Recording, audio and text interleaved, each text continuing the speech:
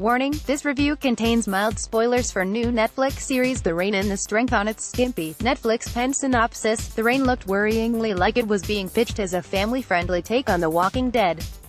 A group of teenagers, including a brother and sister, surviving in a post-apocalyptic world. It seemed more like the tribe than the road. Thankfully, The Rain doesn't pull its punches in regards to the apocalypse, and while it doesn't match The Walking Dead's skyscraper high levels of gruesome gore and brutality, it doesn't flinch in hurling us, neck-deep, into the grisly realities of a shattered society 6 years on from the outbreak. Advertisement. Continue reading below. Full disclosure, we've only seen the first 3 episodes, but even that's enough to suggest to us that Netflix haven't screwed up here. A few years ago, a subtitled Danish drama like this would be squirreled away on Channel 4's Walter Presents Strand or buried deep in BBC 4's schedule, so it's heartening to see it hyped and marketed with the passion and confidence of an English-language tentpole. Related article. Everything you need to know about Riverdale Season 3. There's no wasting time with this series. We only get a few scenes of lead character Simone's blissful, pre-bunker life before her father whisks her away to safety. After just 3 episodes, we're still not exactly sure what The Rain is, or how it came to be, except that Simone and Rasmus' father Frederick appears to have blood on his hands.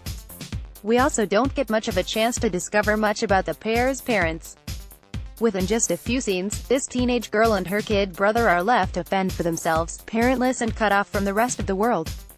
Then comes the time jump, when the sweetly helpless 10-year-old Rasmus suddenly becomes an alarmingly ripped 16-year-old, a gold star to the casting team here for finding 2 actors, 6 years apart, who look convincingly like the same person, while his sister remains unfathomably unchanged. So, by the 32-minute mark, we've seen the world before The Rain, the parents exiting stage left and 6 years fly by. It all seems perhaps a bit too hurried. 6 years isolated from the hum of humanity would do even the healthiest of heads in, but Simone and Rasmus seem remarkably unmarked by it, and we don't get much of a sense of how they filled their hours for those 2,000-plus days. Well, apart from Rasmus hitting the makeshift gym, copyright Netflix still, this galloping pace does allow for each episode to have a different and distinctive visual texture. If the first episode is claustrophobic and contained, the second, where Simone and Rasmus join forces with a band of trigger-happy survivors, is dank and woody, while the third, in which Simone heads to a desolate Copenhagen, shows The Rain at its most stunning and budget-stretchingly cinematic. The arrival of new characters Martin, Dean, Lee, Beatrice, and the rest in episode 2 feels a little like Simone and Rasmus hooking up with Rick Grimes' band of zombie slayers. Who knows what these people's lives were before the rain fell, but 6 years of virus dodging have allowed Martin the moral laxity to gun down infected victims without a moment's pause. Unlike Rasmus and Simone, who have been cocooned from this plagued world for 6 whole years, these characters have seen the devastation up close and have become seriously battle-weary. Copyright Netflix, per Arnis and related article. New on Netflix this week, movies you can watch now. There are the occasional lapses in logic, though. If the outside is still so perilous, and the threat of rain still so great, why aren't these characters traveling in their protective suits?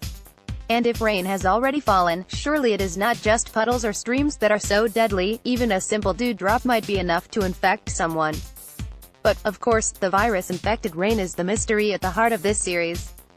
It's clear that Frederick was somehow involved and that it came about with good intentions, but how did the virus end up in the rain? And how widespread is this plague? This could very well be a global epidemic, in which case later episodes, and later seasons, could very well focus, like the BBC's similarly themed Survivors, as much on building a new world from the bottom up as surviving the virus.